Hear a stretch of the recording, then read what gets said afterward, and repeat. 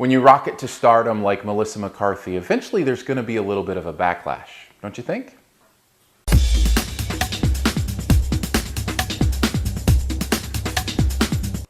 Identity Thief, starring Jason Bateman and Melissa McCarthy in a comedy, supposedly, about two people who find themselves with the same name. Well, technically, one of them stole the name from the other one, and what happens when he tries to go bring her to justice. This is a comedy, but it's not all that funny. And what I mean by that is there are bits and pieces of this that are really, really hilarious and really, really funny, but there's actually more of a drama movie here, kind of a heartfelt family story going on here that I was completely not expecting. Now the question is that a bad thing?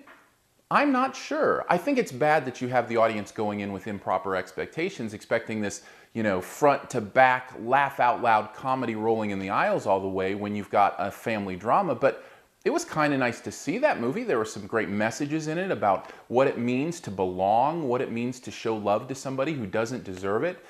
Some really interesting messages about family and parenting and just some really cool stuff. Plus, there's lots of drama in this movie. In fact, Melissa McCarthy, who's rocketed to stardom on her kind of scene-stealing, humor chops, really shows some dramatic chops here. In fact, I think this is kind of a coming out party for her dramatic acting. She's really good in those scenes where she has to emote and feel something, and you really feel it with her on the screen, and I was really, really impressed with that. In fact, it reminded me a little bit of Jim Carrey, a la Cable Guy. That was the first movie I saw Jim Carrey in that was supposed to be a comedy. I'm like, whoa, wait, he's doing some real acting here. And he went on to prove it in movies like Truman Show and some others. And I wonder if Melissa McCarthy will do the same. If we're gonna see her, like many comedy actors and actresses before her, kind of make that transition. I think she'll do it very, very well.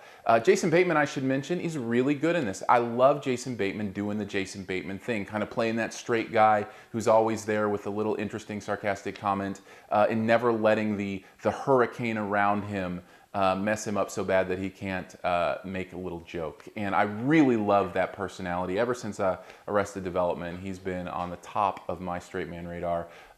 Straight man radar, is that a thing? No, it's not, but I just mentioned it. Point being, Jason Bateman does good in this. Overall, it's kind of like a mixed bag here. In fact, literally, like you had a bag of jelly beans and you don't know what flavors they are. They're all unmarked and you're popping them in your mouth and like, oh, that's good, that's comedy, that's funny, oh, that's heartfelt and makes me sad, and oh, that was just kind of boring. There's all of that here, and it really kind of ends up making you feel a little jumbled by the end of the movie. Identity Thief has good parts and bad parts.